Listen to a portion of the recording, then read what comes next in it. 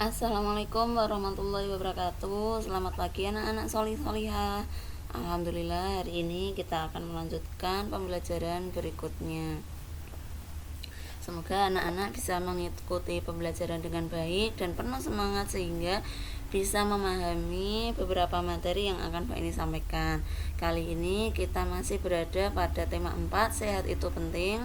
Pada subtema 1, anak-anak, untuk yang pertama akan kita pelajari adalah tentang menjelaskan hak, kewajiban, dan tanggung jawab di sekolah. Perhatikan gambar berikut. Pada gambar berikut terlihat seorang guru menyampaikan beberapa materi untuk anak didiknya. Kemudian Pak Guru tersebut mengajak anak-anak untuk bersama-sama membersihkan lingkungan di sekolah mereka. Nah, anak-anak, pernahkah kalian melaksanakan kerja bakti di sekolah kalian? Sudahkah siswa di sekolahmu melaksanakan tanggung jawabnya dengan baik? Nah, apabila sudah, sekarang sudahkah kamu menjalankan tanggung jawabmu dengan baik dalam lingkungan terdekatmu?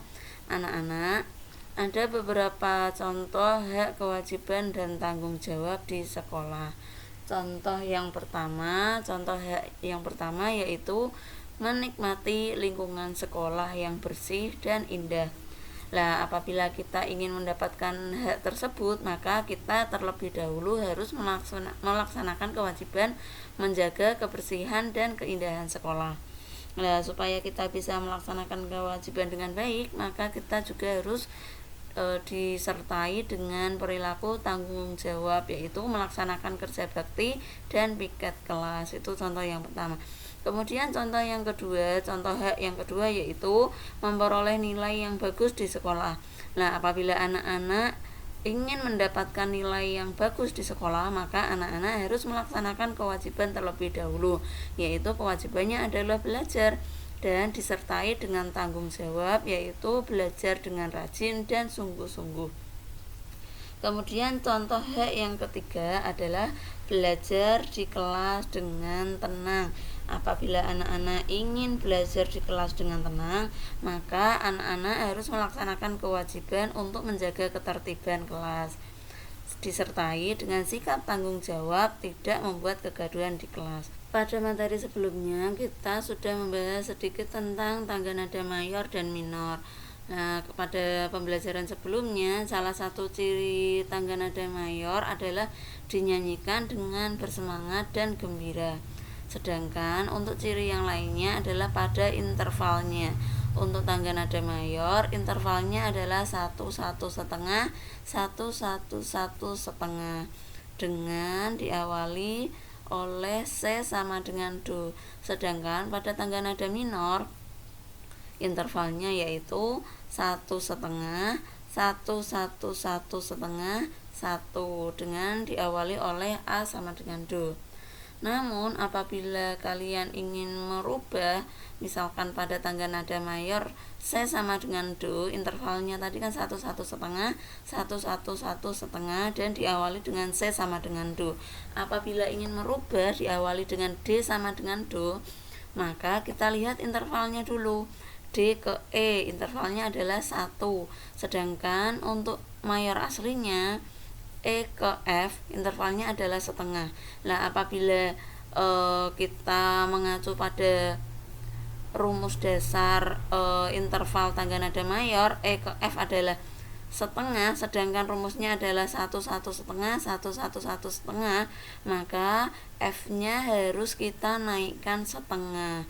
Jadi kalau F-nya dinaikkan setengah menjadi 1, karena di sini setengah dinaikkan setengah lagi maka menjadi 1. Nah, karena di sini dinaikkan setengah, maka jaraknya yang F yang sudah dinaikkan setengah, F menjadi vis ya ke G adalah tinggal setengah. Jadi sudah sesuai 1-1,5, 1-1-1. Karena di sini B ke C adalah setengah, yang kita inginkan adalah 1, maka kita naikkan yang C-nya menjadi cis, dan di sini jadi 1, di sini jadi setengah, seperti itu. Sedangkan untuk materi berikutnya kita belajar tentang pengertian pantun, teka-teki, dan kiasan. Masih ingatkah pada pembelajaran sebelumnya, bermain pantun dapat menghibur dari rasa lelah? Tahukah kamu, selain menghibur, pantun juga menghilangkan rasa jenuh. Salah satu contoh berikutnya adalah pantun teka-teki. Pantun teka-teki adalah pantun yang berisi teka-teki yang biasanya digunakan dalam permainan balas pantun. Ciri khusus pantun teka-teki yaitu terdapat pertanyaan yang menarik untuk dijawab pada bagian isi pantun. Contohnya, pagi-pagi ikut aerobik, jangan lupa pakai sepatu, berkaki 4 dan mengembik, hewan apakah itu? Nah, selanjutnya yang kedua adalah pantun kiasan. Pantun kiasan adalah pantun yang berisi kata kiasan, yaitu mengibaratkan sesuatu dengan sesuatu yang lainnya. Pantun kiasan berisi sesuatu pesan secara tersirat atau tersembunyi. Contohnya, lihat adik duduk termenung, membayangkan enaknya kue pie, hendak hati memeluk gunung, apa daya tangan tak sampai. Contoh yang lainnya tentang pantun teka-teki, tertawa mengusir duka, bahkan sedih pun akan berbalik. Jika kamu mampu menerka, binatang apa tidur terbalik? Anak-anak tahukah apa binatang yang tidur terbalik? Ya benar, ya jawabannya adalah kelelawar ya. Jadi itu namanya pantun teka-teki, berisi pertanyaan. Kemudian pada contoh pantun yang kedua adalah pantun kiasan. Naik perahu dekat kemudi, betapa harum bunga selasih, elok nian resminya padi, makin tunduk jika berisi. Jadi pada pantun kiasan tersebut berisi pesan bahwa apabila kita mempunyai ilmu, maka ilmu itu diibaratkan padi yang semakin berisi, dia akan semakin menunduk. Begitu juga dengan kita, apabila kita memiliki ilmu yang banyak, jangan menjadikan kita sombong, tapi tetap harus rendah hati. Artinya menunduk itu adalah rendah hati, dan justru kita akan lebih baik jika kita bisa berbagi ilmu dengan yang lainnya.